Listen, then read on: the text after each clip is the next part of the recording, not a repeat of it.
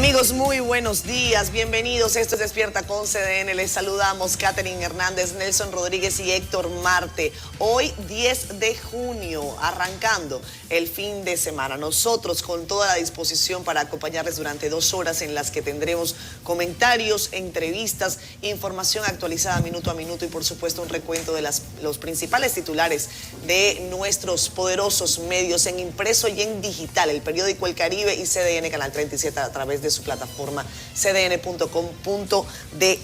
Hoy iniciamos esta jornada con preocupación por el precio del petróleo. Supera los $122, límite histórico al que no se llegaba desde hace aproximadamente 13 años, con una propuesta que a mí me suena añeja, por no decir vieja y mohosa, del gobierno de Estados Unidos, diciendo que quiere ayudar a transformar el mecanismo energético de América Latina y específicamente del Caribe. ¿Por qué les digo? Les cuento más adelante. Vayan a buscar en el año 2015 si no se propuso exactamente lo mismo y miren en dónde estamos.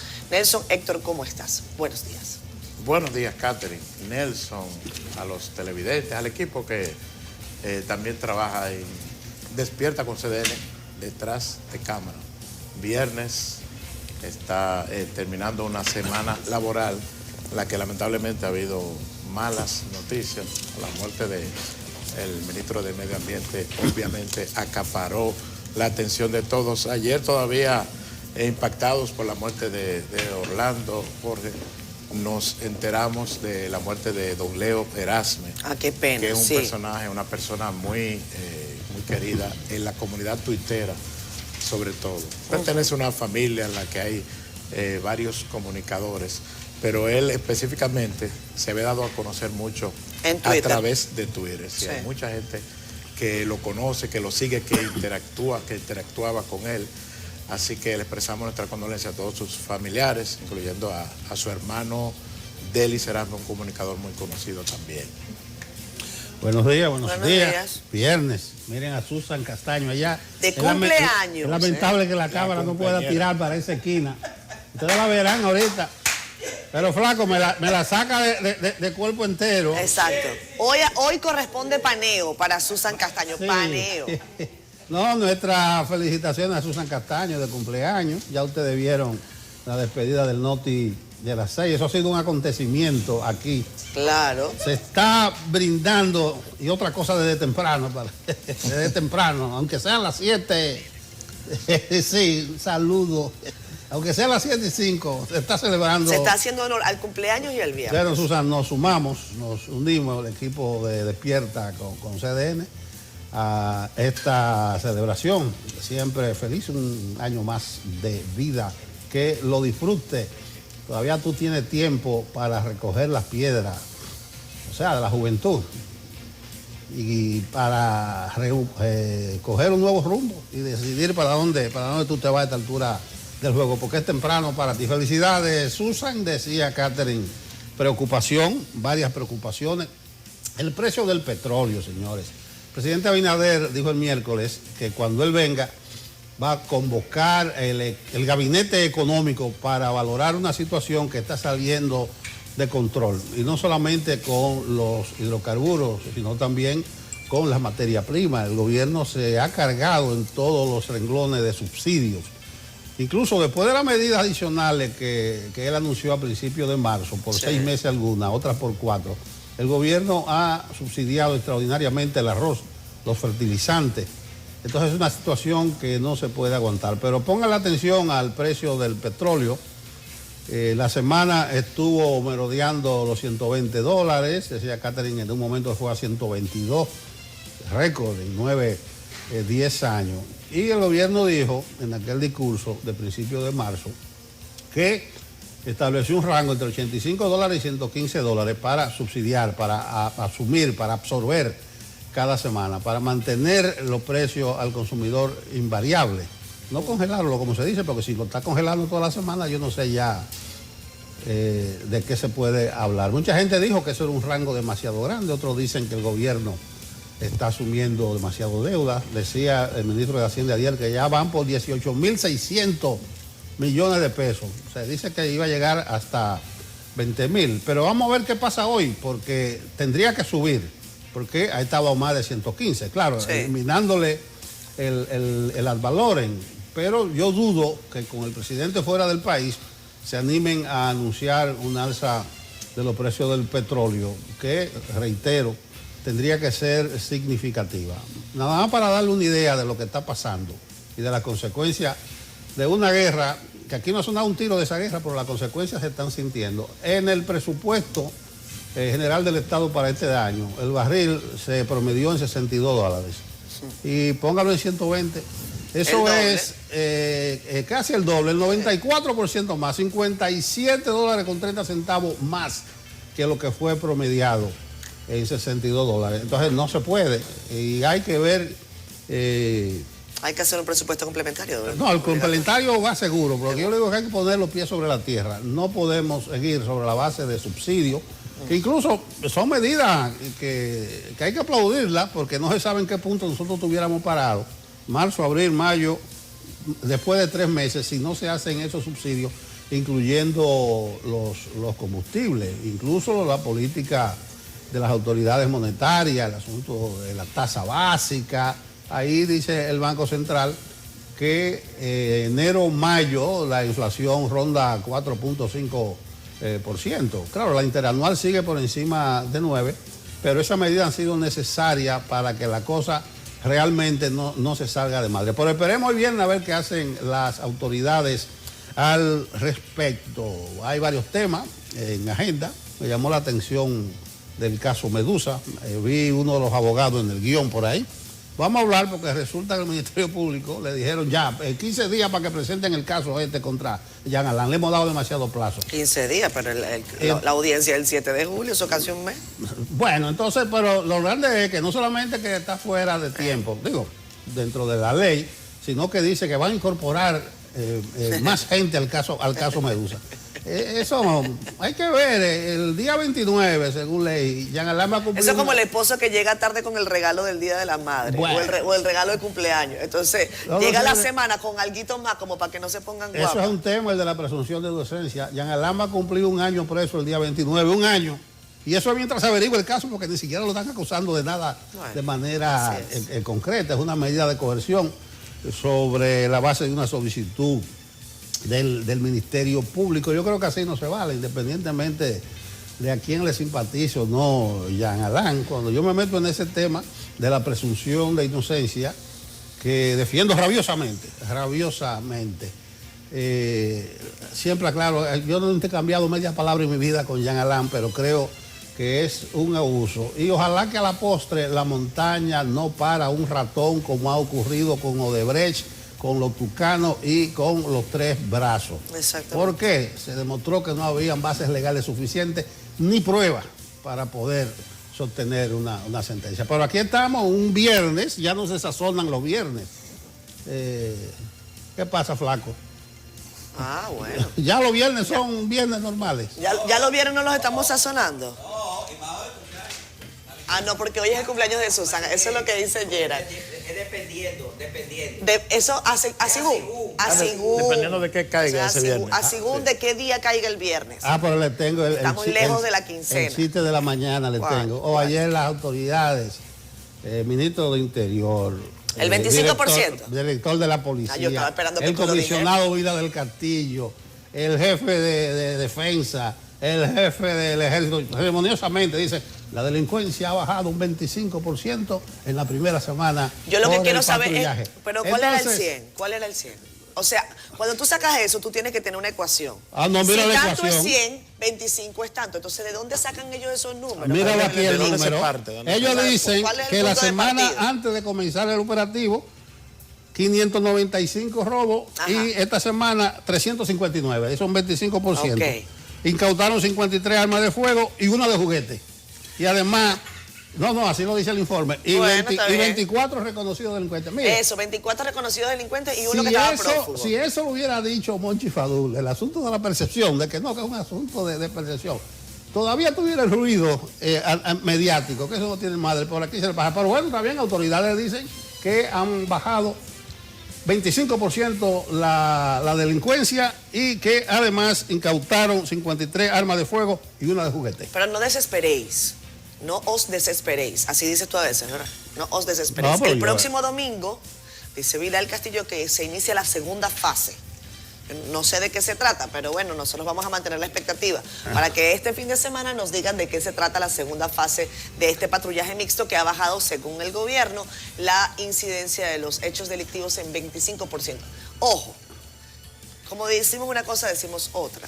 Yo creo que hay un golpe de efecto y la gente lo entiende también así, que la acción, evidentemente, si usted mete a la guardia y mete a los policías con armas de fuego largas, con tanques de guerra, ¿qué van a hacer los delincuentes? Recogerse.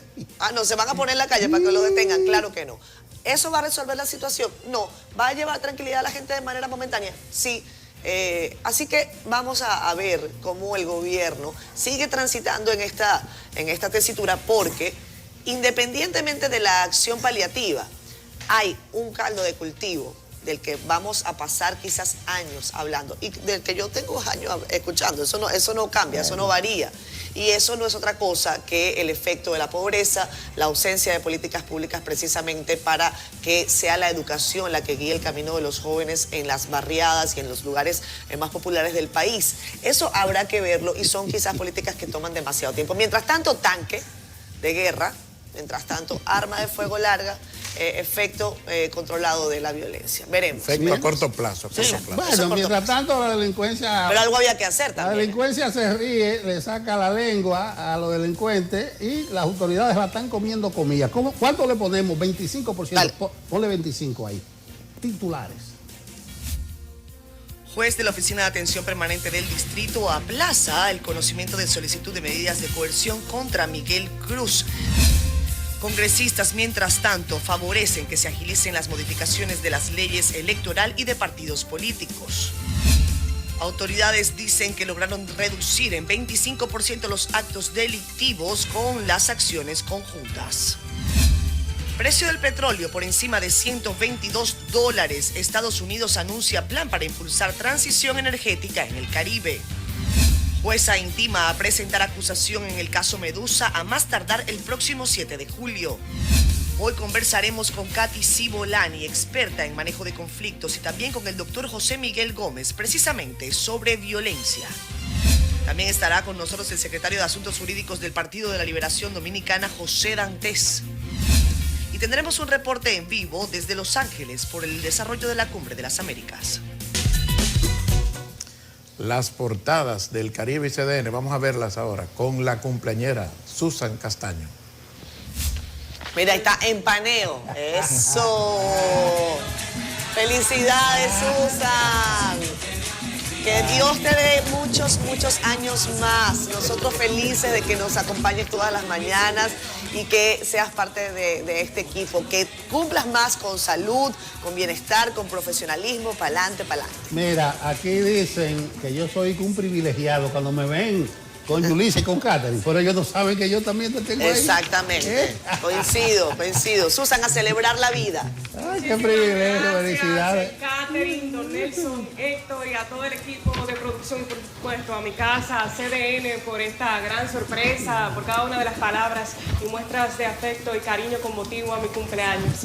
Mil gracias y a celebrar por supuesto, pero vamos a mantenernos informados un poquito con la portada del periódico El Caribe y CDN Digital.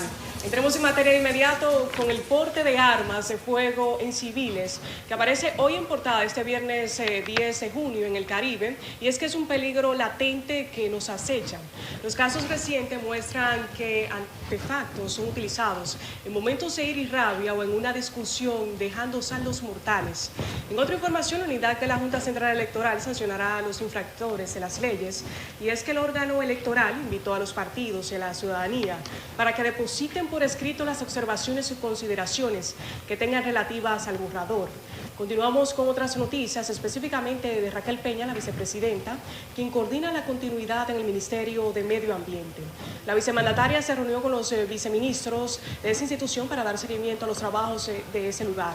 Cerramos portada con los presidentes Luis Abinader y Ariel Henry, quienes tratan la relación entre República Dominicana y Haití en el marco de la Cumbre de las Américas. Cerramos portada y pasamos de inmediato a la contraportada del Caribe con informaciones del ámbito deportivo, hablando de Al Horford, quien llamó a sus compañeros equipo a estar enfocados y a no confiarse en el juego de hoy ante el Golden State. Continuamos rápidamente este recorrido con nuestro portal digital www.cdn.com.do, donde usted podrá informarse de las noticias más importantes acaecidas en el país y el mundo, como esa que vemos en pantalla, sobre el anuncio de las autoridades quienes aseguran que la criminalidad ha bajado en un 25% con la implementación del patrullaje mixto. En otra información de nuestro CDN digital, la DNCD informó que en operativos sacan de las calles 2 toneladas, 412.000 gramos de drogas. Y por último, hablamos del Consejo de la Defensa del ex procurador Jean Alain Rodríguez, quien pide que sea dejado en libertad ya que se venció el plazo de la investigación. Así que les invitamos a que amplíe esta y otras informaciones en nuestro portal www.cdn.com.do, además de que adquiere el periódico impreso El Caribe de este viernes 10 de junio para que esté enterado y enterada en todo momento. Ha sido todo de mi parte, retorno con ustedes. Gracias. Gracias, Susan. Gracias, Susan. Disfruta. Yo sé que te tienen una agenda. Hoy te toca salud pública, seguro. No sabemos. No sabemos. Que te perdonen hoy esa visita por allá, que te hagan, que vayas a almorzar, chévere, con la familia, con el novio, no sé. Muchas gracias. Gracias, Susan. Que está soltera, que Susan está soltera. Me gritan por aquí la producción. Felicidades, Susan. Gracias. A ti.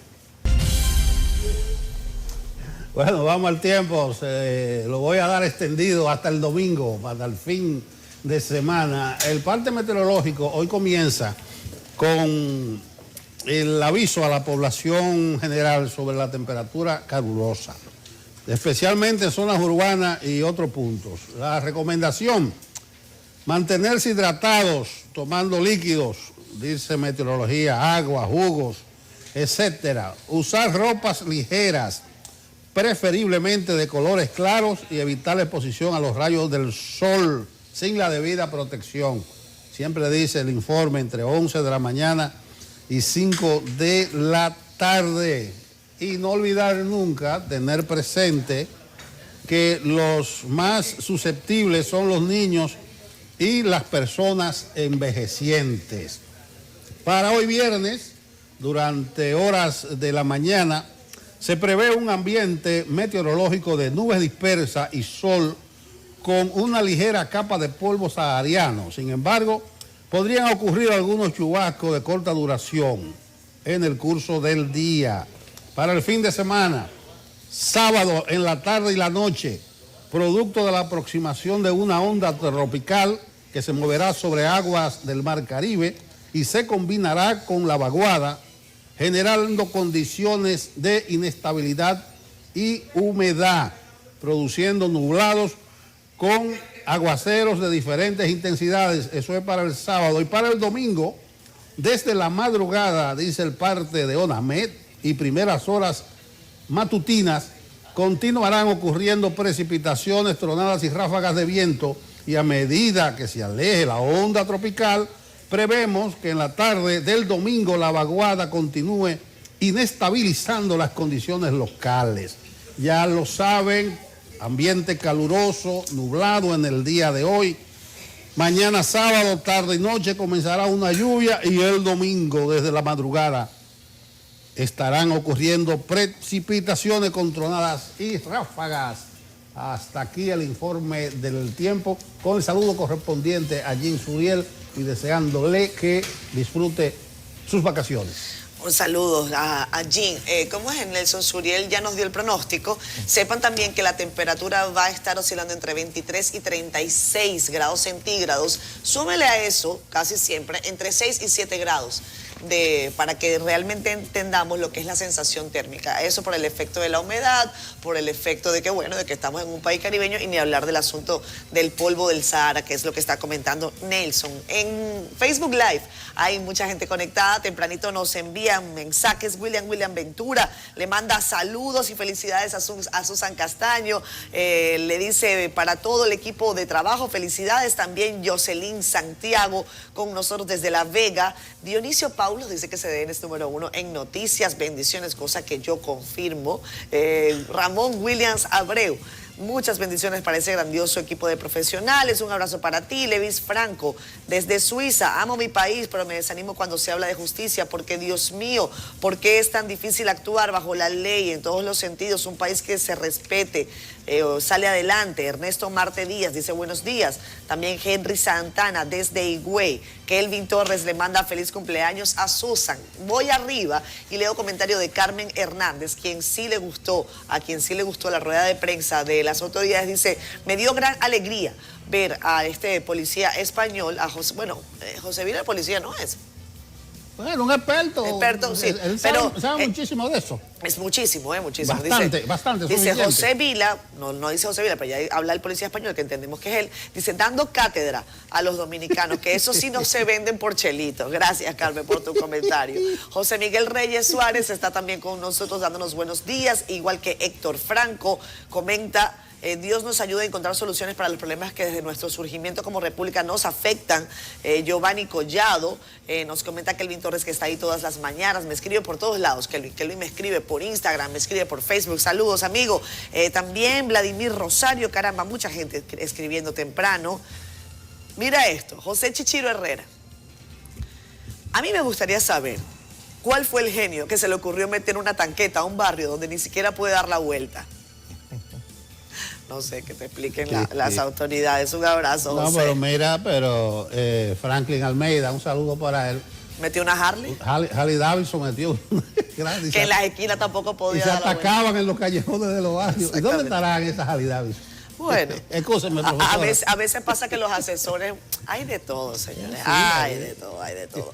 Vámonos, amigos, a la pausa. Regresamos enseguida. Son las 7:24 de la mañana. Veamos a continuación algunas noticias relevantes ocurridas en el interior del país. Personas encapuchadas a bordo de una motocicleta emprendieron a tiros contra un hombre en un hecho ocurrido en el ensanche Mella II del sector Cienfuegos en el distrito municipal Santiago Oeste. La víctima fue identificada como Jonathan Andrés, alias Yinyan, de 28 años, a quien no le llevaron ninguna de sus pertenencias. Miembros de los diferentes grupos populares y sociales de Navarrete y Licey protestaron con la quema de neumáticos y lanzando escombros a las calles en demanda del cese de los apagones.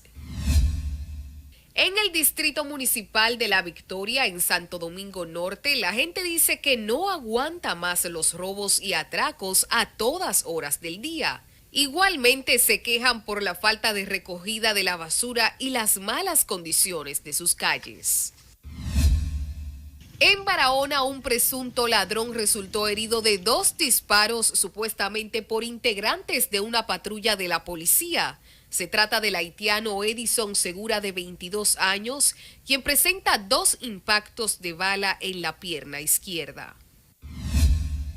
En la provincia La Vega, los comerciantes de carne de pollo se quejan por la escasez y el aumento que experimentó en esta semana, pues indican que las polleras intentan no afectar al consumidor con las alzas, pero se les resulta difícil de frenar el aumento. La Asociación Dominicana de Profesores en la Seccional Santiago demanda de las autoridades de educación la culminación del pago a los maestros que fueron nombrados en los meses de marzo y abril y que a la fecha no han recibido su primer salario. Asimismo, exige de manera inmediata la reposición de los maestros que fueron cancelados de manera injustificada. Lisa Gil, CDN. Muchas gracias, Lisa. Como habrán ustedes escuchado durante todo el día de ayer, la medida de coerción contra el asesino de Orlando Jorge Mera no fue conocida y el juez Juan Francisco Consoró la aplazó para mañana sábado. Fue una solicitud que hicieron los familiares de Orlando. Se han constituido en parte para querellarse contra el asesino. Rafael Lara nos cuenta que la decisión se toma a solicitud de los abogados de la víctima, pero también los abogados del victimario, vamos a decirle así, también estarían de acuerdo con prisión, que sea prisión, por distintos motivos cada una de las partes. Lara.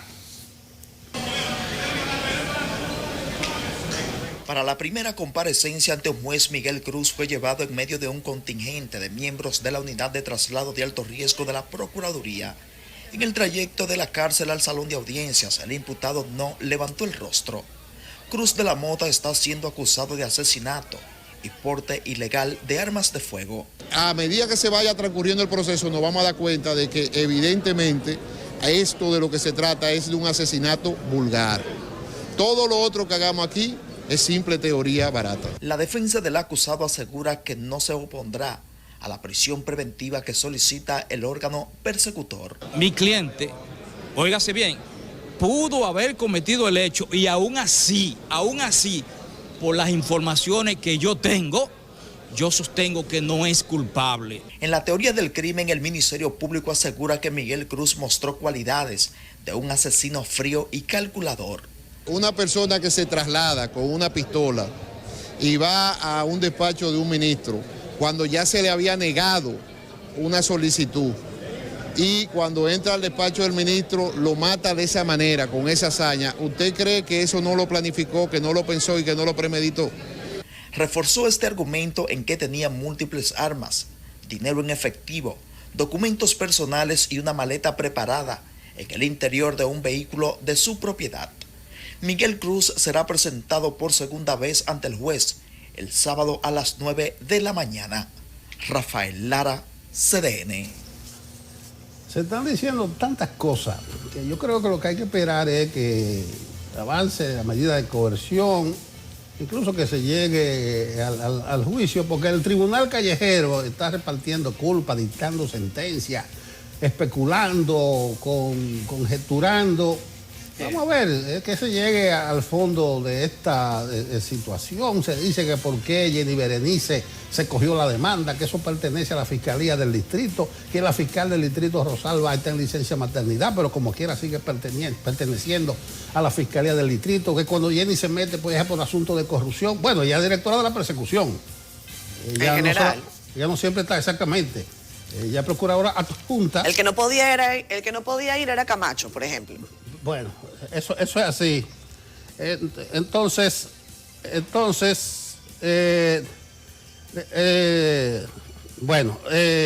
ahí está el caso del cura o Caranday, que es un personaje. O sea, dicen los que lo conocen que él no tiene muchas luces, que es un individuo común y corriente, pero que ha estado en las enmarañadas redes del poder desde gobiernos anteriores, que es conocido, que se le abre muchísima puerta. Ya yo decía ayer por qué le dicen Caranday, la pistola esta, que era suplidor exclusivo de las Fuerzas Armadas, por qué le dicen el cura, que eso era por su papá. Pero podrían surgir muchas cosas. Por tanto, yo apelo a aquella locución latina que dice que las armas cedan a la toga. Vamos a dejar eso a los togados y que surja la cosa y que después cada quien se haga una idea completa. Claro. Hablando de togados, ayer supimos precisamente por uno de los abogados que está llevando adelante el caso, en este caso para defender a la familia, bueno, para defender no, para representar a la familia Jorge Mera, que el individuo en cuestión, me refiero a Miguel Cruz, quien era amigo íntimo desde hace 30 años. Eso lo ha dicho la familia de Miguel Cruz y lo ha dicho la familia de Jorge Mera. Entró a la sala de audiencia como si nada hubiese pasado, sin ningún tipo de muestra de arrepentimiento. Hay algo que está escrito, por cierto, en la solicitud de medida de coerción. Claro, lo establece así el Ministerio Público en su relato. Pero dice que Miguel Cruz llegó a la iglesia no necesariamente para entregarse a las autoridades, que él llegó allí y lo primero que hizo fue llamar 3 veces a su hija. O sea, como que él tenía la intención de escapar, que su principal intención no era necesariamente, padre, llame a la policía, que yo vine a entregarme con usted, interceda por mí. No necesariamente fue eso. Llamó a su hija 3 veces, venme a buscar, venme a buscar, venme a buscar. Entonces, eso también se va a constituir como elemento para lo que va a ocurrir durante el proceso. Especulaciones, muchas. Hechos fácticos, Jorge Mera, ha caído muerto por la acción irreflexiva y absurda de un individuo que no supo verbalizar, entender que el diálogo puede dirimir cualquier situación. Y según lo que ha planteado el Ministerio Público y lo que establecen algunos testigos, aunque en esa solicitud de medida de coerción no está el testimonio de esos testigos. No se ve la descripción de ninguno de los testigos. Allí no se ve, por ejemplo, que diga la asistente de Orlando Jorge Mera dijo específicamente tal cosa. Tal y como ocurre con otras solicitudes de medida de coerción que son muchísimo más gruesas, desplegadas, en fin. Esta parece una solicitud de medida de coerción muy rápida, ¿eh? O sea, una cosa de 10 páginas. Normalmente son mucho más voluminosas en cuanto a páginas y a contenido. Pero allí uno advierte que el Ministerio Público tendrá muchas otras cosas que decir. La defensa del señor Cruz ha dicho una frase que ha quedado y que ha generado malestar y hasta gracia, para no decir esa gracia rara, ¿no? Porque cuando uno se ríe de algo tan feo, no necesariamente es que sea gracioso, es que eso es. Y entonces es cuando él dice: mi defendido no es culpable. Mira, tú me das un dato. Adelante.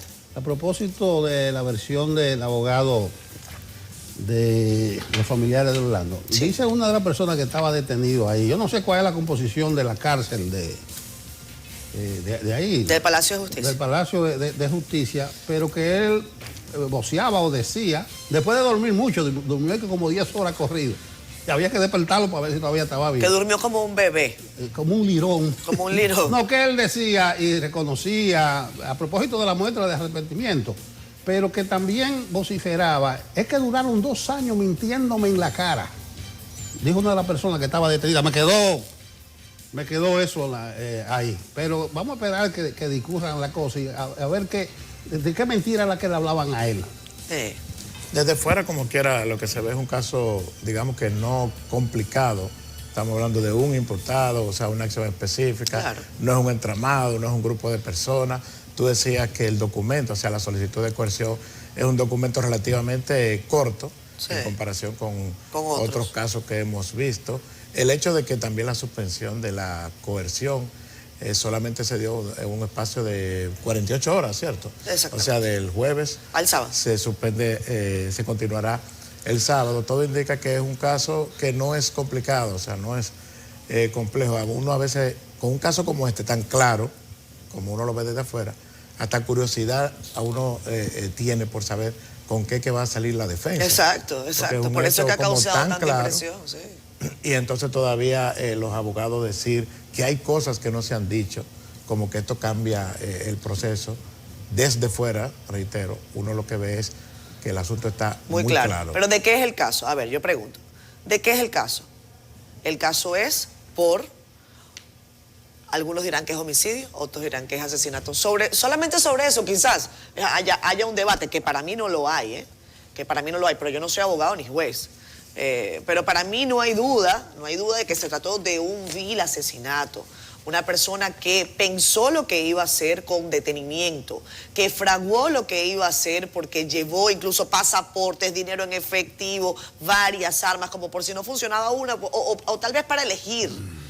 Ahí tenerlo a la mano, con cuál es que yo voy a efectuar esta vil acción, ¿no? Él sabía lo que iba a hacer. O sea, tenía determinación de hacerlo y esos son los principios que forjan lo que es el concepto de la imputación. A usted le van a imputar según las características del delito. Y el delito de asesinato tiene como principio el establecimiento que la autoridad judicial y procesal establezca, sobre todo el juez, entienda que usted tuvo premeditación y alevosía o acechanza. O sea, que usted pensó en lo que iba a hacer, cometió el hecho porque además lo vio. ¿Cómo lo voy a hacer? Lo voy a planear, voy a acecharlo y lo voy a matar. A mí me parece que eso está muy claro. Evidentemente la defensa que haga su trabajo, porque todo el mundo tiene derecho a eso, a una defensa. Esto es un Estado de Derecho. No, pero hay que ver el móvil, lo que movió a eso. Porque creo que el hecho fáctico, como tú dices, eso está clarísimo. Eso está claro, pero es que el caso sobre eso... Pero entonces se está hablando de una red mafiosa. Pero eso sería otro caso. Bueno, pero ayudaría a desentrañar. O sea, cuando se ventile el caso, ayudaría a desentrañar qué puede haber o qué pudo haber detrás de esto. Bueno. Eso va a ayudar, porque se dice que él recurrentemente presionaba en la consultoría jurídica varias veces. Pero vuelvo y reitero que las armas se dan a la toga, pero es una gente, bueno, la hija de él dice que hay 2 familias. Y es cierto. Que están viviendo en tragedia, porque realmente son 2 familias. Sí, es cierto. Pero no se queden solo con el curita o Caranday, amigo de Orlando. Él es muy amigo del poder en la República Dominicana desde muchos años. Recuérdense que él comenzó como proveedor exclusivo de las Fuerzas Armadas en el gobierno de Leonel, 96-2000, y que después en el 2000-2004, en el de Hipólito, me dicen que era un zar entre los proveedores, muchos proveedores. Él era uno de los más distinguidos, y se dice que acumuló fortuna que hoy parece que no están en su haber y que se relacionan quizás con su desesperación. Incluso en el vehículo el vehículo que dice el Ministerio Público que se ocuparon las armas y donde estaba presuntamente también pasaporte y dinero en efectivo, también había un Rolex. Ah, no, un Rolex, había 180,000 pesos. Sí, pero 180,000 pesos 90 no es papeletas de nada. 2,000, por eso un potentado en este país lo deja de propina. Sí, pero un Rolex de no. propina. Pero un Rolex no. No Oye, cualquiera un tiene Rolex, Rolex. lo que es Rolex y vehículo de marca, de lujo, desde Lamborghini para allá, eso es lo más común. Yo recuerdo que decía Peña Gómez, él se preciaba siempre de sus relaciones internacionales. Dice, yo paseo todas las grandes capitales del mundo y nunca veo tantos carros de último modelo como aquí, como en República Dominicana, en ninguna parte del mundo. Y mencionaba grandes capitales, y es verdad. Y razón tiene. Y con bastante razón. Mira, hay un debate que se ha despertado entre algunos congresistas sobre este tema, porque incluso algunos tweets que se escribieron ayer y que son parte de lo que ahora se conoce como la opinión pública, se preguntaban cuántos Miguel Cruz hay rondando en la administración pública, gente buscando que le aprueben una cosa irregular, presuntamente, esto no lo podemos afirmar de manera taxativa, pero es lo que está establecido según ese documento del Ministerio Público, y en donde, bueno, se advierten los peligros de ser funcionario, esta gente que merodea porque presuntamente apoyó la campaña de una manera u otra, y ahora ¿qué es lo que quieren para atrás? Bueno, que le resuelvan, que era lo que al parecer, según se establece allí, Miguel Cruz decía, a mí hay que resolverme porque yo hice campaña. Vamos a escuchar lo que dicen los diputados sobre esto. Eso es hay que sacarse de la cabeza la vieja política y decirle a los ciudadanos, al que hace política y a todos, que no hacemos política para dividirnos el pastel del Estado, sino para trabajar en favor del pueblo. Para nosotros como políticos es una preocupación de que ciertos amigos quieren que uno llegue a las posiciones y que después de uno llegar, tener que retribuirle con favores. Sabemos que en las campañas políticas se recibe dinero de uno u otro lado, algunos hasta de donde no deben, porque también los candidatos no salimos a investigar, y me incluyo, aunque no fui parte de eso, yo preferí no recibir dinero de nadie, para luego no andar con miedos. Bueno, esa es la posición de algunos diputados, efectivamente hay un debate sobre eso. Esperemos que la ley de partidos políticos y electoral se termine de agilizar en el Congreso de la República. Es a ellos lo que les corresponde agilizarlo, o sea, que no miren para afuera, que miren hacia adentro y agilicen eso, Héctor. Sí, en esa última reforma que se hizo, bueno, reforma de la ley electoral y creación de ley de partidos que, como ustedes saben, fueron fallidos ambos intentos. Se establecieron algunos topes para el financiamiento, tanto de la precampaña como de la campaña.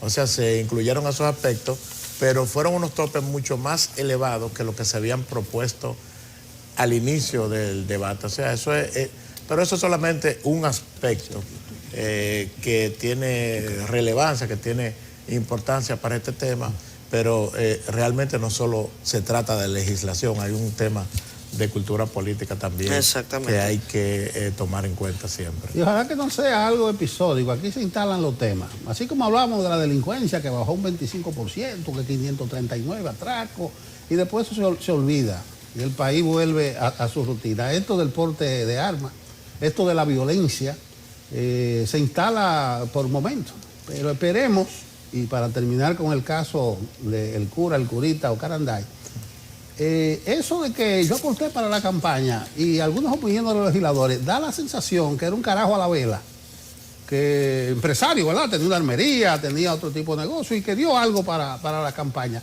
Y yo vuelvo y digo, era una persona muy conocida a nivel del poder, por eso duró tantos años como uno de los suplidores. Y es una figurita que me dice sin muchas luces, aquí lo apunté, fuertes vínculos en las enmarañadas redes del poder. Lo apunté porque siempre se me traba la lengua eso, porque esas redes del poder... Porque es tan enmarañado que hasta a uno se le enmaraña la lengua. Miren, rápidamente, el presidente de la República está en Los Ángeles, nosotros tenemos a un equipo allá y más adelante les vamos a avanzar algo sobre ese particular. Pero antes de irnos a comerciales, es bueno decir que el presidente reitera a Estados Unidos y a Canadá que no le saquen el cuerpo más al tema haitiano. Vamos a ver rapidito el reporte de Yanela, compañeros, yo creo que vale la pena que lo pongamos. Para que la audiencia sepa sobre este particular y cuál es la respuesta de Estados Unidos, brevemente. Durante una entrevista con el periodista Juan Luis Cebrián, en el marco del 5º Congreso Iberoamericano CEAPI, el primer mandatario manifestó que Haití necesita de ayuda internacional. Estados Unidos, Canadá, Francia deben de tener deben de tener mucho más responsabilidad en la solución de los problemas haitianos. La República Dominicana ha cargado muy pesado con los temas haitianos. Abinader entiende que existen organismos internacionales que no están en disposición de ayudar en la situación de Haití.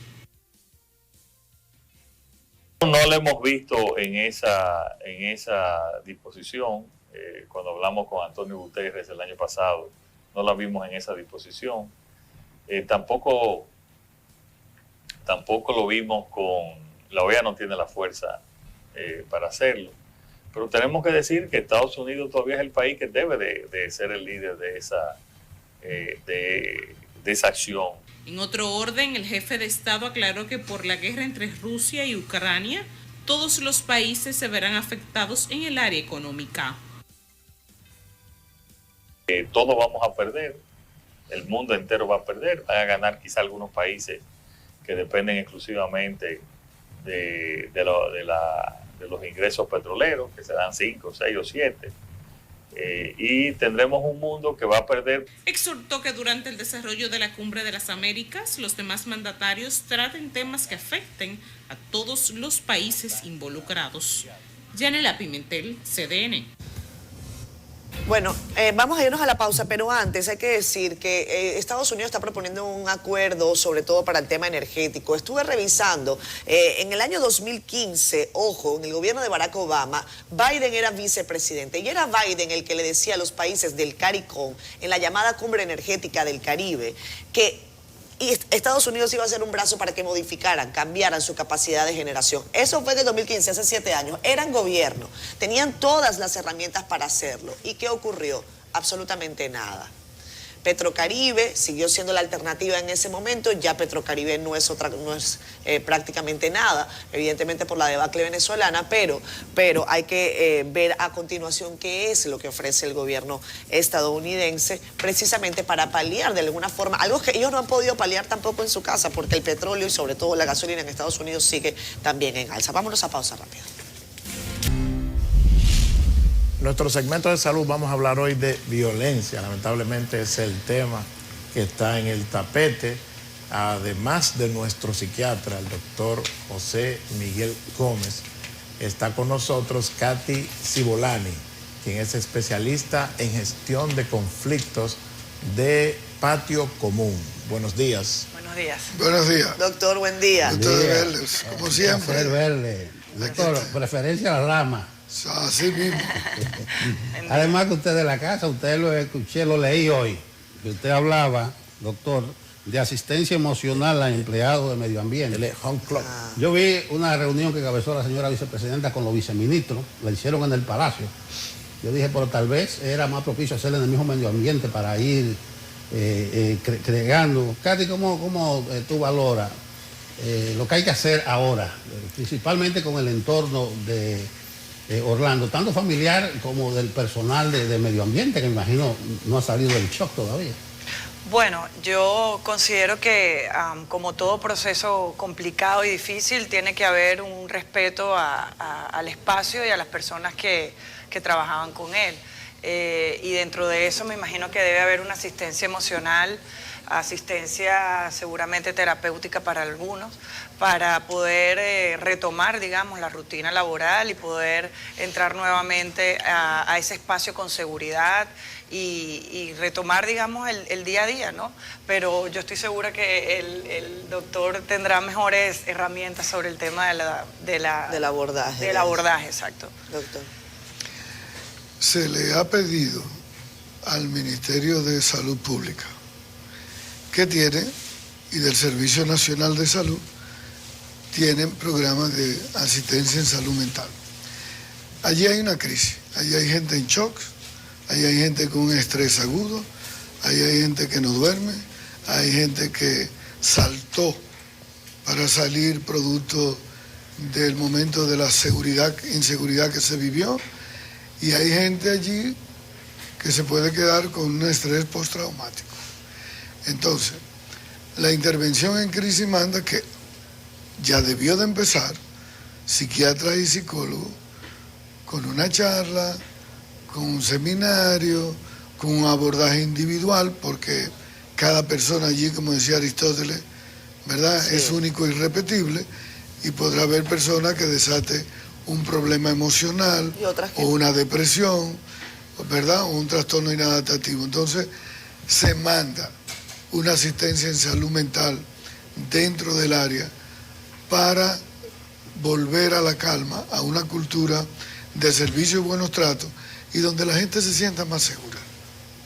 Katy, se ha hablado mucho sobre, bueno, y se ha especulado también, sobre las razones que podrían haber pasado por la cabeza de este individuo que decidió que la violencia fuese su guía. Sí. Y no necesariamente el diálogo, el razonamiento lógico, la conversación, el respeto. ¿Cuál es la estrategia que se utiliza sobre todo para dirimir los conflictos? ¿Cuál es la recomendación cuando todo parece cerrarse en procesos que tienen que ver con temas gubernamentales, en procesos que también involucran el plano amistoso? Sí. ¿Cómo lo ves? A ver, yo creo que ese hecho responde a un contexto, no es un caso aislado, como estamos viendo, ¿no? Yo creo que es importante señalar el gran peligro en República Dominicana por la violencia armada, y eso se da por, bueno, el manejo y el acceso fácil a las armas y municiones. ¿Quién tiene las armas? ¿Quién vende las armas? ¿Dónde están? Y evidentemente es mucho más fácil dirimir un conflicto hablando que con una persona sin armas que con armas, ¿no? Eso ya marca un antes y un después. Entonces, yo no creo que sea un hecho aislado, sino que es un hecho que responde a un contexto y a una realidad país. Además, la violencia armada es multicausal, no es únicamente por el tema de las armas, sino también debemos recordar que la causa número 1 de homicidios en República Dominicana no son los asaltos, son precisamente los conflictos interpersonales. Y eso yo lo vengo diciendo desde hace mucho tiempo, no hemos atendido eso. Creemos que son los asaltos, que es el crimen común, pero resulta que en República Dominicana la mayoría de los conflictos se resuelven a través de la violencia, no únicamente en el plano político, no únicamente en ciertos sectores, sino en el colmado, entre amigos, entre vecinos, en comunidades, ¿no? En el tránsito. En el tránsito. Entonces yo creo que hay que repensar cuál es la mirada del contexto que tenemos en República Dominicana sobre el acceso, o sea, tenemos como un cóctel, ¿no? El acceso fácil a las armas, que tenemos el número 1 de homicidios es por relaciones interpersonales, y luego que no tenemos una inversión real en políticas públicas sociales que respondan a que la gente no tenga que ir a la calle a usar las armas, a matarse por un conflicto, ¿no? No hay espacios de resolución de conflictos, no solo en las instituciones públicas, sino también en las comunidades, y obviamente la gente no sabe qué hacer cuando hay un conflicto. Yo creo que eso es fundamental. Luego, ¿qué hacer? Bueno, evidentemente es una respuesta larga, pero claro está que el tema educativo es fundamental, el tema de la violencia cultural, desmontar ciertos estereotipos, mientras más armas mejor, mientras más armas más poder, mientras más armas mejor me voy a defender, y evidentemente los números están que eso no es así. Entonces el tema educativo sobre resolución de conflictos, sobre mediación, la inversión en educación, en calidad de vida, eso es fundamental, y luego el tema de los espacios para resolución de conflictos. Eso yo creo que son como tres grandes quehaceres. Nosotros tenemos un tema de violencia desde hace mucho tiempo, pero obviamente eso tiene niveles a veces más altos, o sea, los llamados picos. Y a veces uno observa que hay como una racha de hechos, a veces de hechos similares. Y uno piensa que si eso puede tener alguna, lo que se llama el efecto contagio, que si eso puede existir. No sé si ustedes, quizás desde el punto de vista diferente, podrían abordar ese aspecto. Yo considero que estos picos los hemos visto siempre. O sea, viene el tema violencia, tema homicidio, tema robo. Hay 2 semanas de esa es la noticia. Mandamos policías a la calle, mandamos militares a la calle, hay una aparente tranquilidad y vuelve y se repite. Eso no es algo nuevo, eso no es de este gobierno, eso siempre ha sucedido. ¿Por qué es eso? Bueno, evidentemente la mirada del miedo vende. El titular vende y creo que eso tiene mucho que ver con cómo se consume, ¿no?, la violencia. La violencia vende y se consume, por lo tanto es como rentable. Y esos picos, como tú dices, empiezan a salir porque, bueno, la gente quiere ver qué está pasando, por qué está pasando. Hay como una sensación de esto me puede tocar a mí. Entonces hay políticas rápidas, planes rápidos, operativos rápidos, pero que no van a la raíz. Desde el enfoque de construcción de paz, que es el que trabajo yo, una de las grandes razones por las que la violencia no termina, es porque atacamos en la consecuencia y no la raíz de la violencia. Cuando vamos a un barrio, militarizamos, sacamos una tanqueta, estamos creyendo que la violencia es la consecuencia, no el que mató. Pero evidentemente eso tiene un montón de razones y una raíz muy profunda, y ahí es donde hay que atacarla. Entonces, bueno, yo considero que esos picos siempre han estado, siempre van a estar, y no podemos tratarlos como paños calientes, como creer que, bueno, es como está ahora, sacamos militares, vamos a las tanquetas, vamos a los barrios y se va a acabar el problema. Yo creo que va mucho más allá de eso. Pero el país se repite, así con la violencia. Yo pongo el ejemplo de los vidrios tintados. Un momento contra los vidrios tintados porque hubo un acto delictivo, hasta que aparece un jefe, dice, usted no sabe quién soy yo, y siguen los vidrios tintados. ¿Qué hacer para que no se repita? Ya tú hablas de política, pero yo le pregunto a José Miguel, en este caso, el paciente no está entre 4 paredes, está en una gran área territorial, y el paciente es un conglomerado, es la sociedad en sentido general. No sé qué cosas puntuales se podrían sugerir ahora, que no sea meter la tanqueta en el barrio, que no sea atemorizar, hacer planes de desarme, como dicen las autoridades, que incautaron 23 armas de fuego y una de juguete. No sé qué importancia tiene eso. ¿Qué hacer? Yo creo que eso nos revista políticas públicas, pero de manera puntual.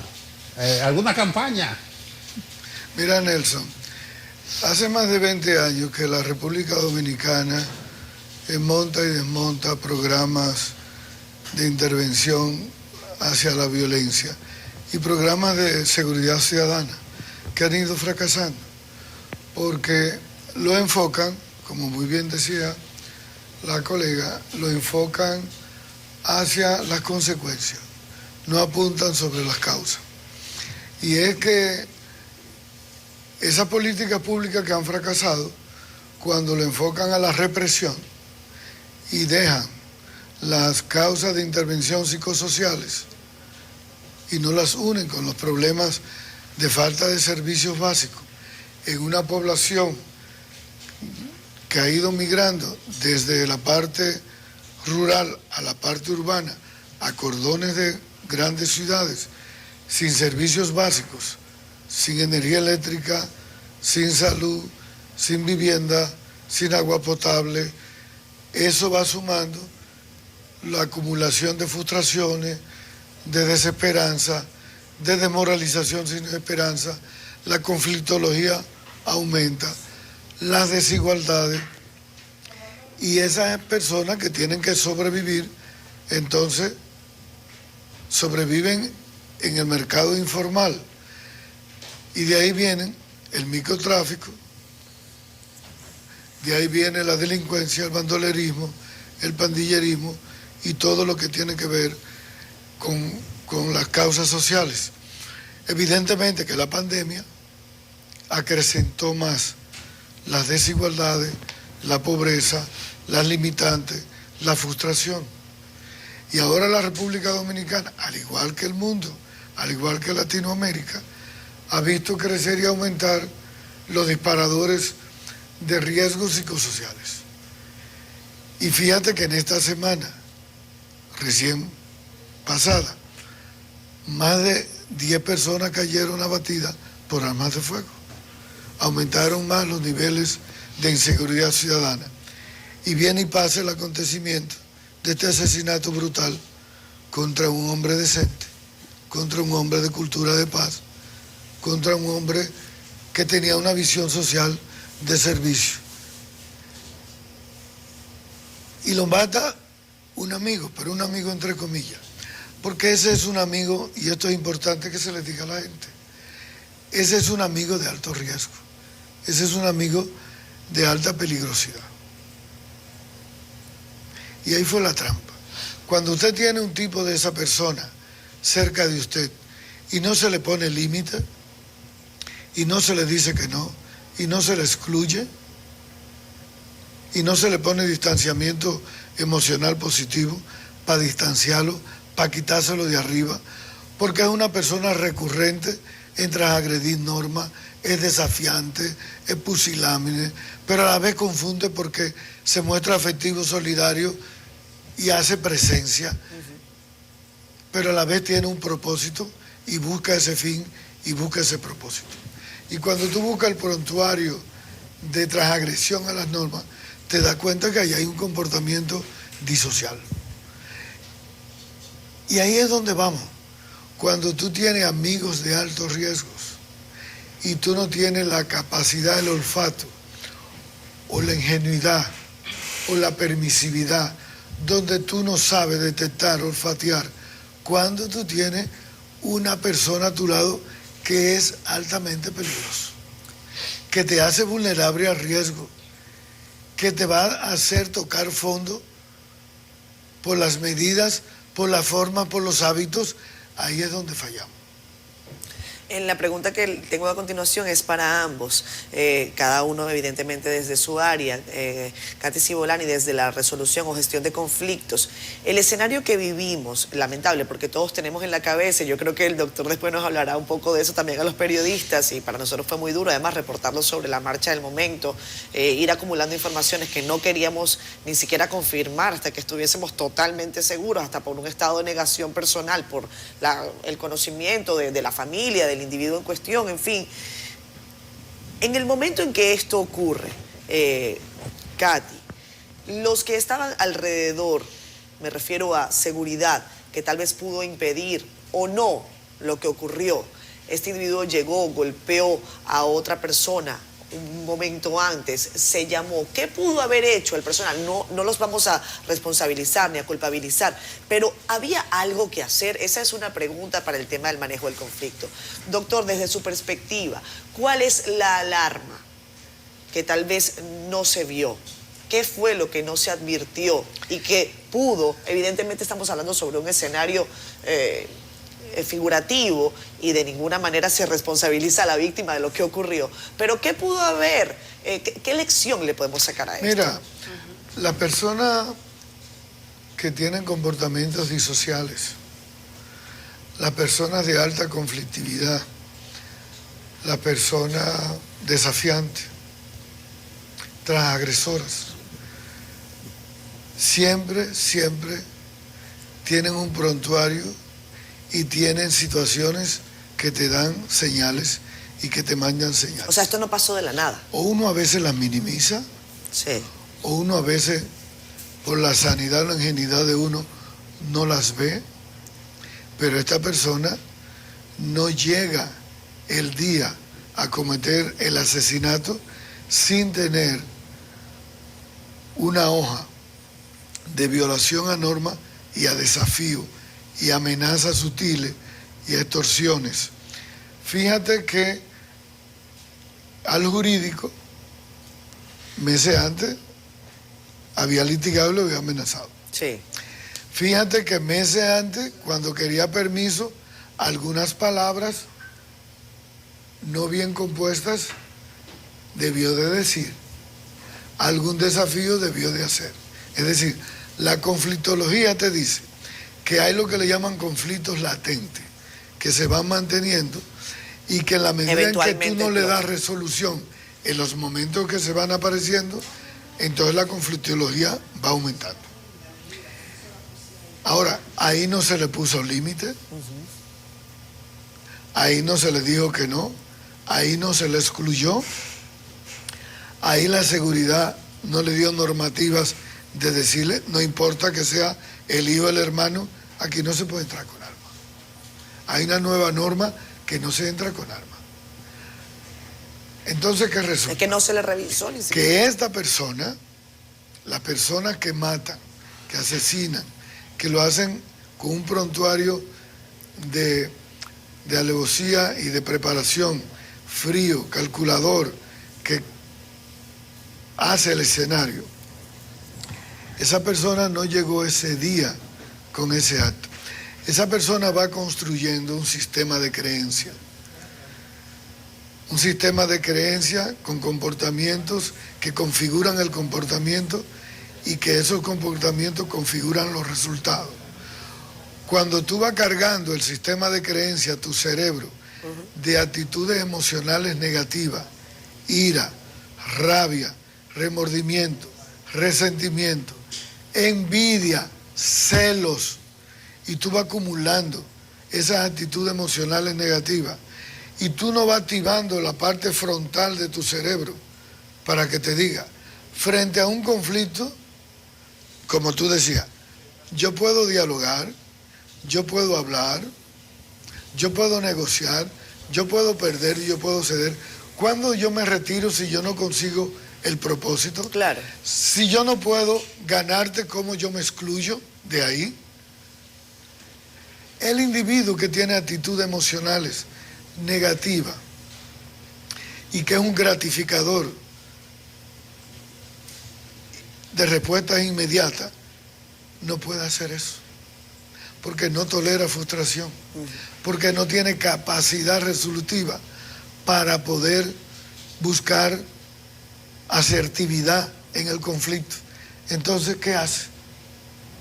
Frente a la rabia, a la ira, toma decisiones, pero las decisiones las va creando, las va construyendo, y eso es lo peligroso. Así como construyó un bolso con un montón de armas de fuego y un montón de cosas. O sea, Sí. Katy. A ver, yo más allá del hecho puntual, como que se hubiese podido haber hecho, bueno, el hecho está, yo insisto, y esto lo he repetido, la diferencia que es resolver un conflicto con armas, con alguien armado a alguien no armado. O sea, la normalización de la violencia a través de las armas en el país es grave.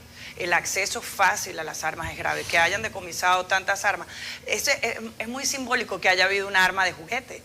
O sea, con lo que sea yo necesito sentirme seguro. O sea, se pretende que con cualquier arma, aunque sea de juguete, yo voy a estar más seguro. Y está demostrado que mientras más armas, más vulnerable eres.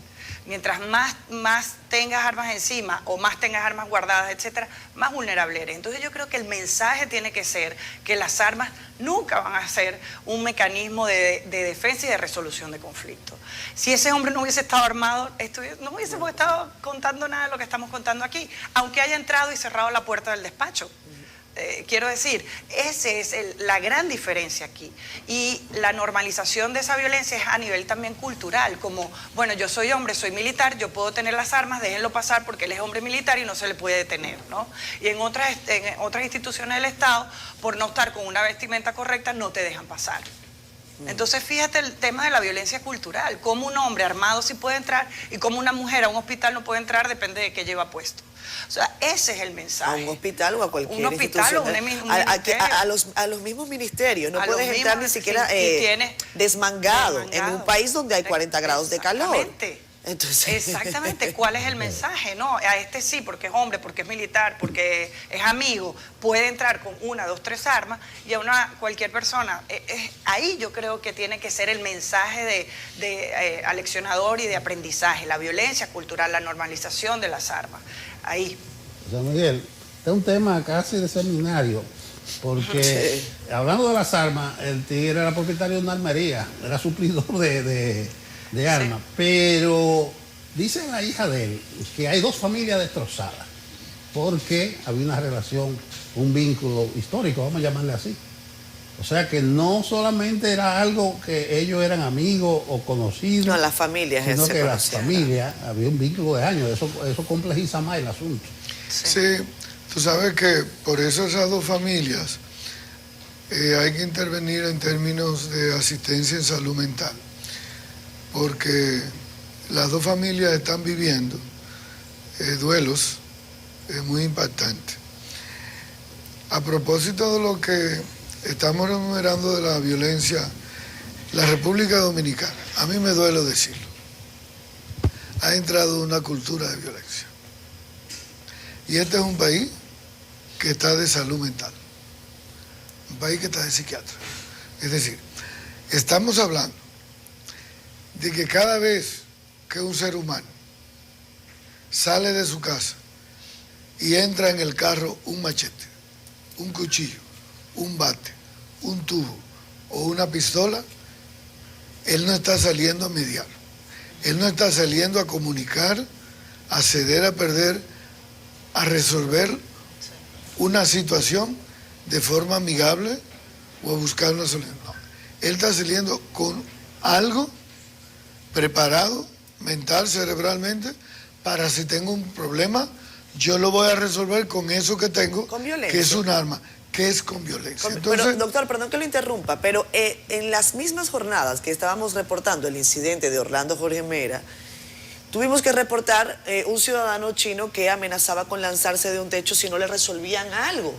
Entonces, estamos hablando eso, de cómo la utilización, o sea, yo utilizo violencia para que me resuelvan, de una manera u otra, escenarios diferentes, condiciones diferentes. Hay que decirle al psiquiatra que ese ciudadano chino le prendió fuego a una habitación. Además, pero por un problema laboral. Pero fíjate que... Pero es un conflicto. Pero fíjate que un muchacho le da un machetazo a la profesora. Exactamente. Esta semana. Entonces, por eso te digo que hay una cultura, hay un aprendizaje. Usted dice que estamos de salud mental. Hay un reforzamiento. Yo diría, estamos todos locos. De conducta, de que si yo tengo un conflicto a nivel primario, sea con la pareja, sea con la familia, por eso fíjate que ha aumentado los maltratos en las parejas, ha aumentado la violencia intrafamiliar y la violencia de pareja. Los feminicidios en esta semana van 4 mujeres víctimas de hombres. Entonces, te está diciendo que hay un contexto cultural social, que hay un aprendizaje hacia la violencia cuando yo tengo un conflicto. Y de la única forma, o sea a través de la educación, o sea mandando políticas públicas más eficientes, más eficaces, a través de los medios, de las iglesias, de la junta de vecinos, en todos los espacios de socialización, de poder hacer intervenciones para desmontar estos problemas de sistema de creencias que los dominicanos nos estamos preparando para ser violentos. Y todo lo queremos resolver con un problema de violencia, hasta en problemas simples. Entonces, eso hay que desmontarlo. Sí, yo creo, perdón, no hay una pregunta, pero yo creo que ese tema de la cultura de violencia responde a modelos educativos, a modelos estructurales, a la dificultad de accesos básicos, a derechos fundamentales. Cuando yo no tengo una vivienda digna, cuando yo tengo jóvenes que no tienen trabajo digno, cuando no hay un acceso a la salud, todo eso es como un montón de factores que se van uniendo para que yo no sepa cómo resolver las cosas de otra manera. El diálogo no es culturalmente aceptado en República Dominicana porque se entiende que lo mejor es tener un arma, lo mejor es pegar, lo mejor es dañar a la otra persona, ¿no? Evidentemente no es en todos los contextos, pero yo considero que es fundamental introducir en la educación mecanismos de resolución de conflictos, cómo dialogar, cooperación. Eso no está, es mucho más fácil competir, se hace más fácil la competencia. Por eso, si yo tengo niños pequeños que aprenden a competir o ganar-perder, pues de adultos yo no voy a tener personas que estén dispuestas a dialogar. Entonces eso tiene que ver mucho con modelos educativos y modelos estructurales que no están basándose en el acceso a derechos y en el acceso a espacios de resolución a través del diálogo. Ustedes hablan de la normalización de la violencia y eso ciertamente uno lo ve cuando, por ejemplo, se habla de una persona y hasta con fascinación se dice fulano es guapo o fulano se mata con cualquiera, o sea, no hay como crítica a veces que se dice. ¿Dónde está la solución? Obviamente un problema cultural, escuela, familia, o sea, política de Estado, una combinación. Mira, la República Dominicana tiene que hacer intervenciones en la educación con los niños con dinámica de lo que le llaman cultura de buenos tratos. Y la cultura de buenos tratos, la cultura de tolerancia, está basada, no me dañe, no te daño. Por eso lo decía lo del amigo. Cuando un amigo es sano, no te daña. Cuando una pareja es sana, no te daña. Cuando un padre es sano, no te daña. Entonces, la cultura de los buenos tratos hay que trabajarla desde la escuela en los niños. Fíjate que los niños cuando tienen conflictos, rivalidades, y tú los enseñas a dialogar, no a morder, no a apoyar con el lápiz, a dialogar. Tú los educas para una convivencia pacífica y una cultura de tolerancia, y ellos aprenden a dialogar. Si ellos aprenden también desde su casa, siendo la casa el primer espacio de desarrollo sano, donde yo aprendo a ser persona, en mi casa. Entonces, cuando yo veo que mi mamá, mi papá tienen diferencias y hablan las diferencias, entonces yo aprendo a dialogar. Si tú vas a la universidad, ¿verdad? Y tú aprendes a tener discusiones ideológicas, de género, de lo que sea social, pero tú aprendes a fomentarla a través de la comunicación. Tú no eres una persona violenta, tú no eres una persona agresiva, porque tú tienes un sistema de creencias. Y eso te educa para cuando tú tengas la diferencia por el parqueo en la casa, buscar una solución. Cuando tengas una diferencia en el salón de belleza, en la esquina, en el transporte, tú tienes la habilidad de buscar la solución. Pero cuando no se hace eso, vamos a seguir arrastrando esta cultura de violencia y vendiendo hacia afuera y hacia adentro que los dominicanos somos conflictivos o que tenemos violencia. Fíjate que en la medida que va aumentando los sectores medio, medio alto, más educativos, la violencia es menor, la mortalidad es menor, el uso de armas es menor. Cuando tú vas viendo las desigualdades sociales, el modo de sobrevivencia, entonces el individuo que la cultura lo ha enseñado que para vivir de la forma tan desigual también tiene que ser violento por las hostilidades que el aspecto social le ha enseñado a vivir. Esos niños que viven en un semáforo, que piden los semáforos, que venden flores en los semáforos, que todos los días alguien le cierra la puerta, le sube el vidrio, los excluye, le tiran el motor, ¿qué tú crees que va a hacer? Él va a ir creando resentimiento social, culpa social, él va a ser violento en el futuro. Entonces, eso se trabaja con políticas públicas Y el Estado tiene que entender eso. No es un problema de SOS, de que ahora hay que sacar la tanqueta y salir a recoger las armas. Es una sostenibilidad en políticas públicas. Finalmente, para ambos, tenemos que irnos a pausa, pero me gustaría que hablemos de las lecciones desde las instituciones del Estado que están permanentemente gestionando conflictos. Permanentemente llegan personas a las instituciones del Estado con frustración, con ira, con rabia acumulada. El funcionario, independientemente de su escala, desde el primero que te recibe en una ventanilla, esa persona que te tiene que atender y que sabe que no necesariamente te puede resolver. Consejos para manejo. Estoy hablando desde el funcionario más pequeño hasta el ministro, que a veces no tiene todas las respuestas. Claro. Bueno, yo quería señalar algo rapidito de la pregunta anterior que me parece importante.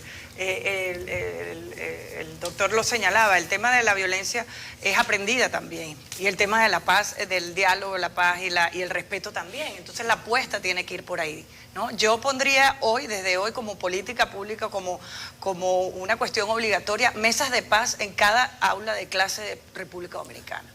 ¿Qué son las mesas de paz? Una mesa que puede ser hasta en el piso y que los niños ahí sea donde resuelven sus situaciones.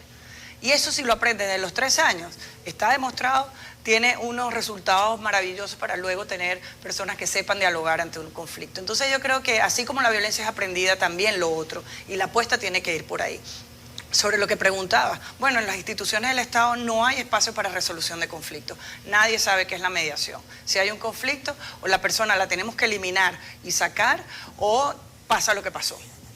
Creo que tiene que haber un término medio, tiene que haber espacio para la resolución. Una persona encargada para ese tipo de crisis, para ese tipo de personas que no saben manejarse, no sé si pueden ser especialistas de la salud, mediadores, no lo sé, pero creo que tiene que haber un espacio donde se deriven casos como estos, porque no pasa, él llegó al último eslabón, pero evidentemente siempre hay alguien en recepción que tienen que sacar a las patadas porque la persona no se pudo aguantar. Entonces, tiene que haber una vía, un mecanismo para eso. Mira, en las instituciones, Catherine, en República Dominicana y en el mundo, desde la empresa, la escuela, las instituciones, todas las instituciones del Estado, tienen departamentos de recursos humanos, pero no los utilizan.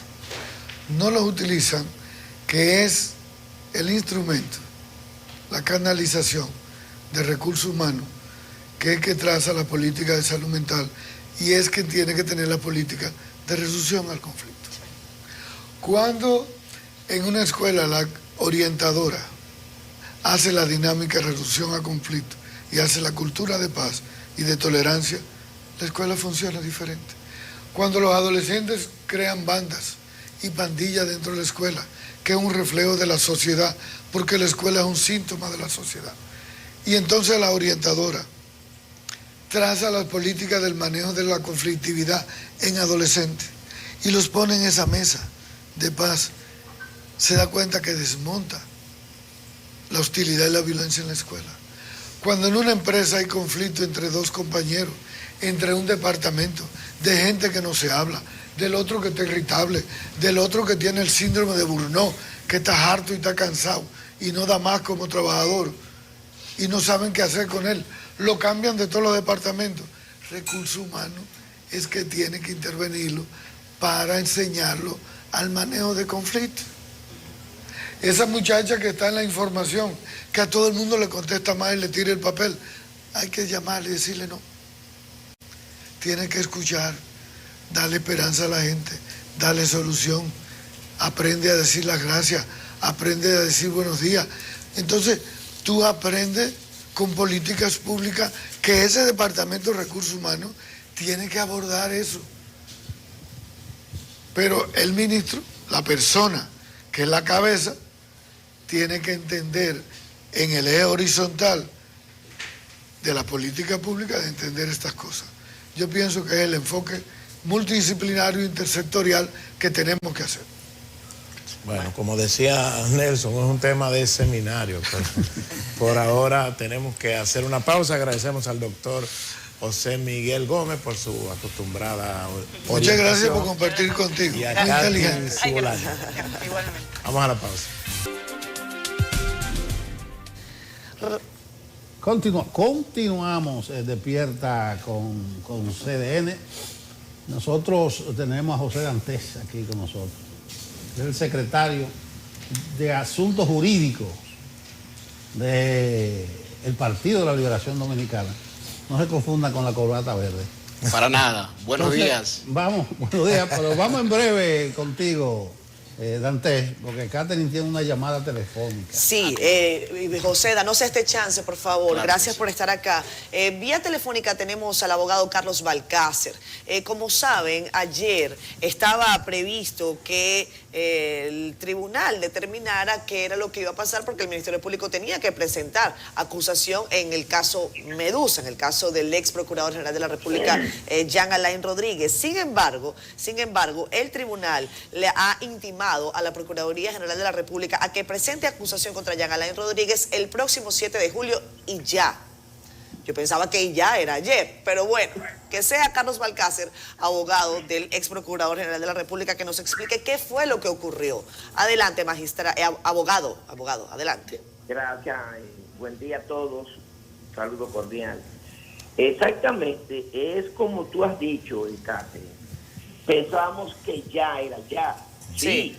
Es que anoche, antes de ayer a la medianoche, culminó el plazo de la investigación que ocupa el despectivo nombre de Medusa. Sí. Bien.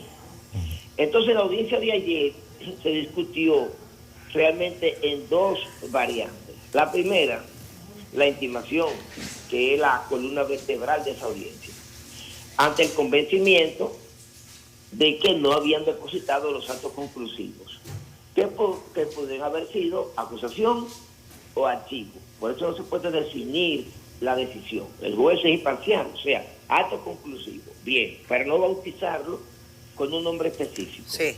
Pero ¿qué ocurre? Ante la situación a discutir de la intimación, que es al jerárquico superior, porque es una sabiduría del legislador, de que no se contenta o se conforma con notificarle al rezagado, sino al superior jerárquico, por si acaso algún tipo de componenda. Es una habilidad del legislador, y así es que debe de ser. Dado que hay un auto de inhibición de la procuradora Miriam Germán, pues entonces quien la sustituye en este caso es el señor Rodolfo Piñeira. Bien, pero ¿qué ocurre? Interviene un incidente, y fue que lo planteamos subsidiariamente a esa audiencia, al cual tenemos derecho. Y es que el Ministerio Público siempre ha pretendido confundir a los jueces como consecuencia de lo incipiente que es este Código Procesal Penal de la República Dominicana. Porque este código sustituyó al de instrucción criminal francés de 1884. ¿Qué ocurre? Cuando el Ministerio Público se le extingue el plazo a las 12 de la medianoche del día 8, el Ministerio Público no presenta acto conclusivo, en este caso acusación. Entonces, obviamente, tiene que haber una intimación, un apercibimiento, porque todo tiene que tener un plazo. Sí. Los plazos son letales. Entonces, el Ministerio Público confunde la intimación que se le hace a él, porque está fuera de la ley. Y todo el que está fuera de la ley hay que sujetarlo a la ley, con una condición. O sea, tú no presentas acto conclusivo dentro del plazo de 15 días, entonces se tendrá como no presentada la acusación. Bien, eso es para vencer la inercia. Ajá. ¿Qué ocurre? Que el Ministerio Público entonces viene y dice a justificar la estadía fuera de la ley, que está investigando otros casos. Si el Ministerio Público osa hacer un interrogatorio a partir de antes de anoche a la medianoche, va a la redundancia, hasta ese 7 de julio todo será nulo. ¿Por qué? Porque el plazo no fue de 3 meses más 20 días, ni más 10 días. El plazo fue de 3 meses. expirado a las 12 de la medianoche del día anterior. O sea, ¿qué debe hacer el Ministerio Público en estos 20 días? Terminar de ponerle las comas, los borradores, o sea, las comas, los puntos, porque no puede agregar más nada. Pero ¿cómo se sabe eso? Excelente, excelente. Tú has hablado como una veterana procesalista. No sé si lo ves. Bájele algo, abogado. Ese plazo, vamos a llamarle así, ese plazo que lo quiere confundir el Ministerio Público como integrante de la investigación, es para eso, correcto. Organización, que fotocopias, que grabado, que distribución, que foliar, etcétera, etcétera, etcétera. El legislador no lo hace en vista de que ellos tienen mucho trabajo, no, porque el legislador no está pensando en eso. El código no se ha dividido. Que usted tenga mucho trabajo, que hay pulpo, que hay coral. El legislador no sabe eso. Eso es un tema correctamente para decir, bueno, algo hubo. O sea, vamos a llamar un beneficio de duda de orden administrativo. Ya. Nosotros entonces, esa petición que le hicimos a la jueza, ella lo olvidó, vamos a llamarle así. Ella se refirió solamente a la intimación. Ahora, nosotros vamos a hacer un recurso de oposición fuera de audiencia y lo vamos a depositar hoy, claro, porque ella está obligada a responder. Fue una conclusión que se le citó a ella para que consignara, magistrado, que consigne. Segundo, que el plazo contentivo de intimación no implica investigación. Ella no colocó eso y los jueces, por aplicación del artículo 23 de la normativa procesal penal vigente, tienen que responder todo. Es lo que se llama omisión de estatuir. Entonces le va a instaurar un recurso de oposición fuera de audiencia para que ella abra una audiencia, naturalmente, sin desmedro del plazo de intimación, que es inexorable, es letal.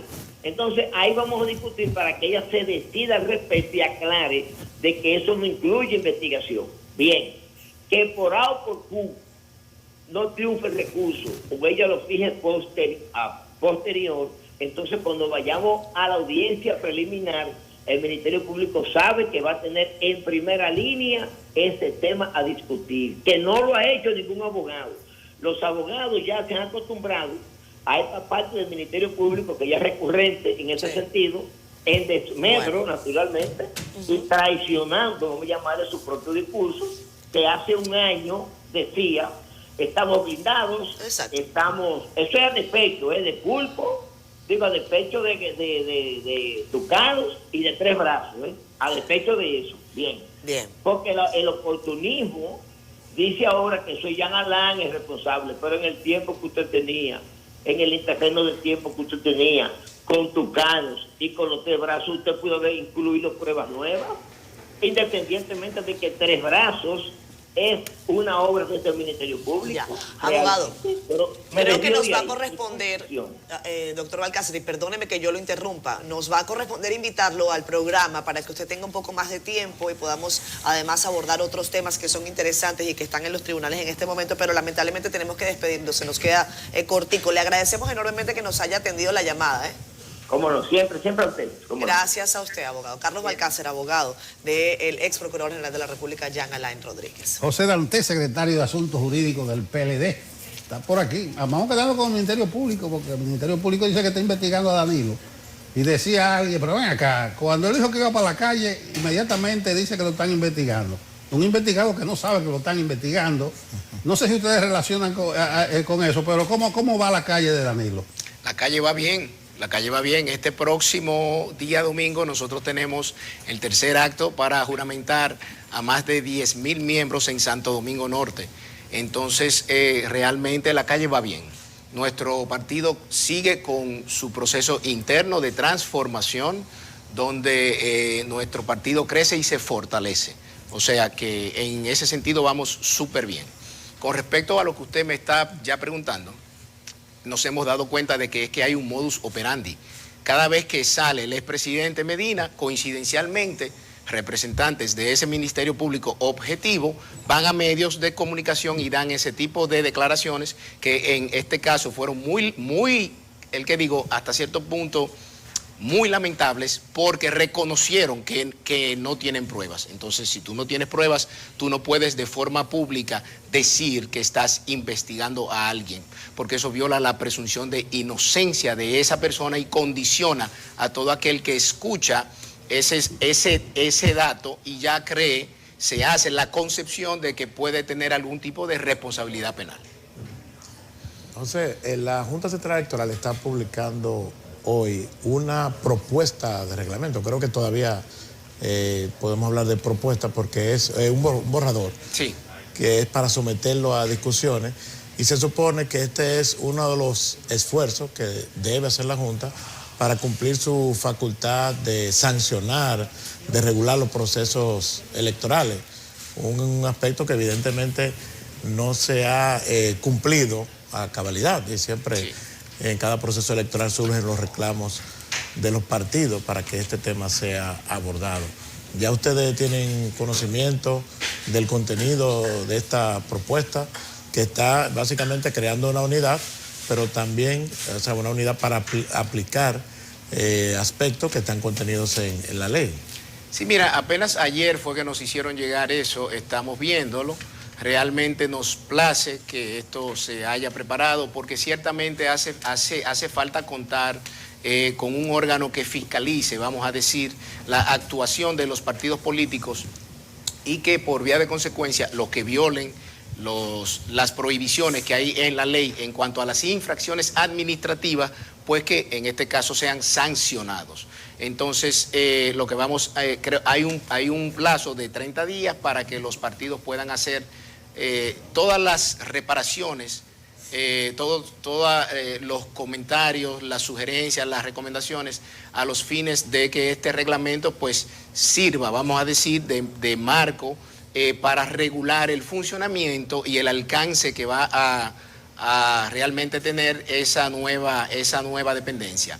Lo cierto es que hace falta porque yo recuerdo que en las elecciones del 20 hubo mucha crítica a actividades que estaban haciendo los partidos políticos, los candidatos y miembros de los partidos políticos que violaban la ley electoral y no hubo ningún tipo de sanción. No una sanción ya de tipo penal, sino administrativa, y veo con buenos ojos que se haya preparado. Ahora lo que vamos es saber el contenido de ese reglamento y si ese reglamento realmente contiene todo lo que se requiere para que funcione de una manera efectiva. Porque aquí hay que tener mucho cuidado. Aquí se crean muchas instituciones y muchas áreas y muchos departamentos, pero es la efectividad de esa entidad, de ese órgano, de ese estamento, lo que finalmente nos va a dar cuenta de si vale la pena o si no ha valido la pena. O sea que en este caso tenemos hasta creo el día 11 de julio para hacer todas las reparaciones que uno tenga y estamos en eso. José, es bueno preguntarte sobre el destino del Partido de la Liberación Dominicana. Una vez que se sabe, están buscando organizarse, seleccionar aspirantes, hay encuestas en la calle, hay quienes dicen que se busca imponer a un candidato o a una candidata. Desde la perspectiva de cómo está siendo organizado el Partido Morado y las perspectivas que ustedes tienen, ¿qué tan blindado está el PLD para evitar que números amañados cambien el curso electoral? Me refiero a intenciones desde adentro y desde afuera, para que la selección tenga un denominador que no necesariamente beneficie al partido. Sí, mira, yo creo que realmente, independientemente de los números que puedan haber y que den las encuestas que una u otra parte pueda mandar a preparar, yo creo que realmente la fidelidad de los resultados de la consulta de octubre depende mucho del trabajo de cada uno de ellos.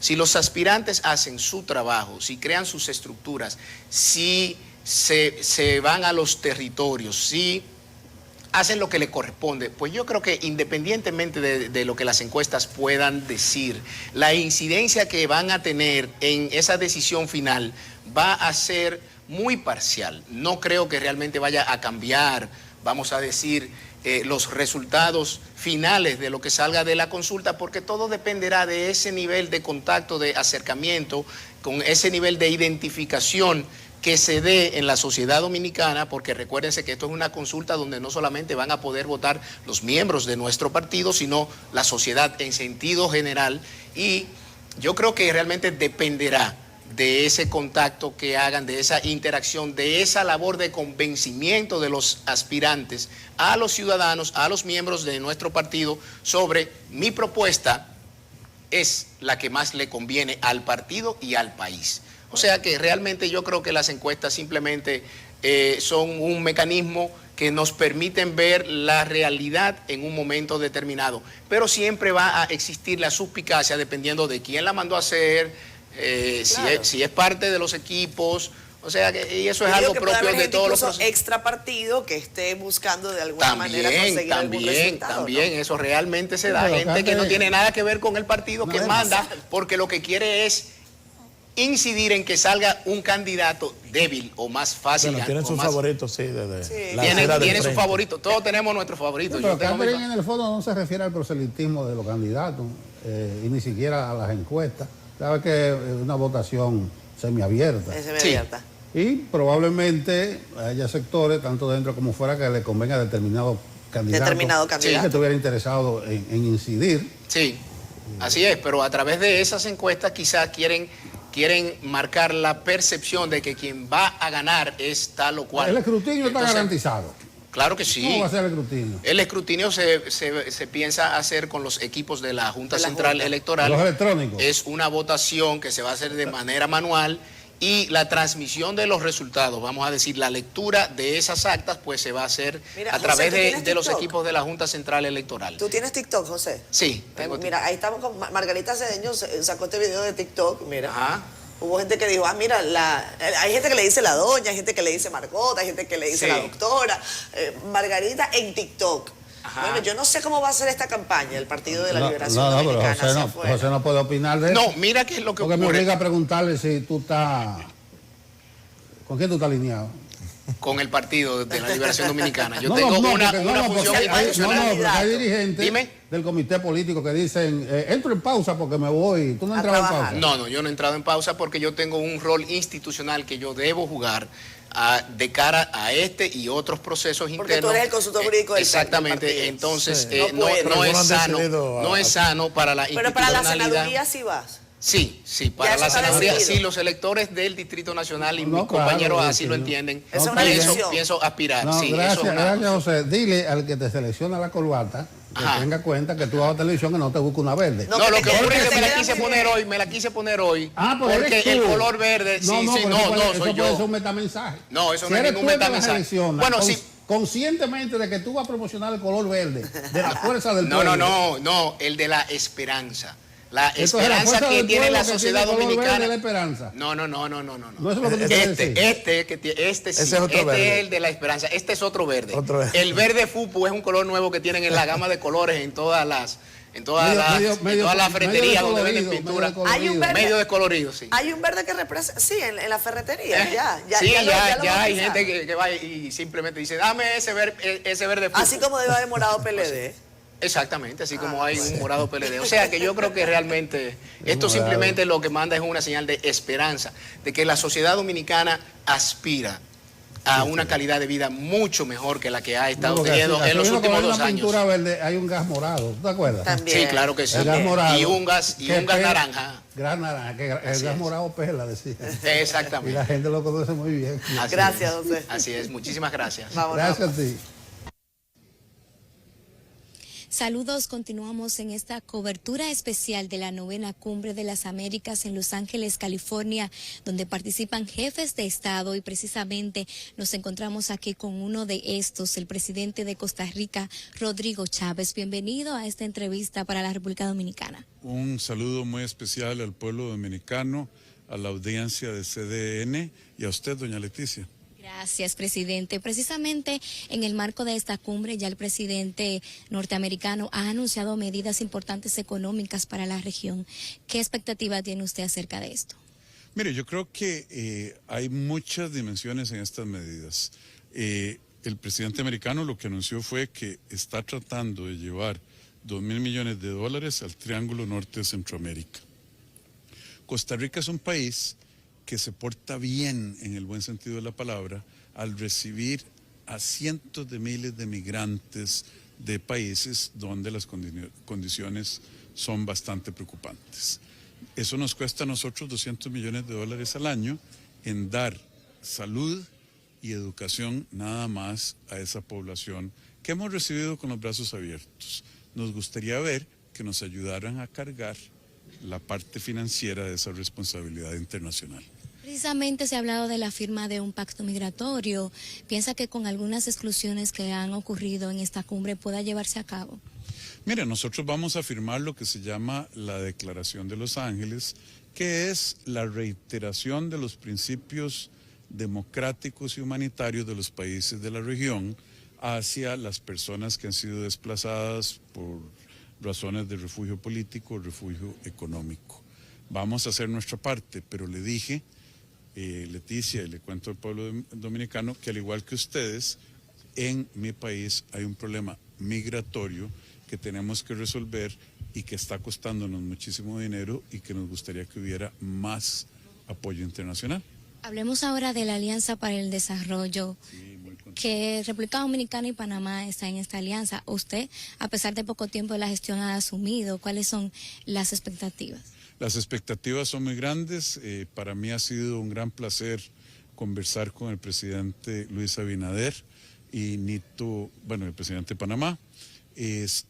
Creo que siendo yo el muchacho más joven en esta asociación, con un mes nada más de haber estado como presidente, he sentido que Costa Rica calza muy bien con esta alianza y que vamos a trabajar muy duro para sacarla adelante entre tres pueblos hermanos que comparten valores: democracia, de respeto a los derechos humanos, propiedad privada, libertad de expresión. Yo creo que eso que nos une es mucho y muy valioso. Ya para culminar, presidente, ¿cómo ha manejado Costa Rica el tema de la inflación que ha afectado a la mayoría de los países luego de la pandemia o de la incidencia de la pandemia? Mire, la pandemia nos causó serios problemas económicos a todos y ahora lo que estamos enfrentando es una tormenta compleja producto de la guerra, del ataque de Rusia a Ucrania, que ha hecho que los precios de petróleo se estén disparando. Yo sé la presión que sufren los dominicanos, es la misma presión que sufren los costarricenses cuando van a llenar su carro de gasolina, etcétera. Está carísima, pero esos son eventos externos. Uno, tenemos presiones alimentarias. ¿Por qué? Porque Ucrania y Rusia producen una tercera parte del trigo mundial entre ellos dos. Ucrania 10 millones de toneladas de maíz. Entonces estamos sintiendo esa presión. Todos los países producto de esta crisis, nosotros lo que estamos haciendo es teniendo una política fiscal y monetaria responsable y eliminando monopolios internos que hacen que los precios de ciertas cosas importantes en Costa Rica sean más altos de lo necesario. Y esperando en Dios que acabe el conflicto en Europa. Muchísimas gracias, presidente, por acceder a esta importante entrevista para República Dominicana.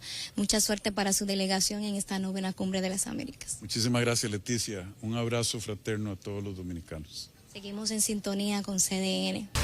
Gracias, como siempre, por estar acá. Feliz fin de semana, Fran. Feliz fin de semana a la audiencia. Despierta con CDN. Pásenla bien, cuídense, por favor. Nos vemos, si Dios quiere, el próximo lunes.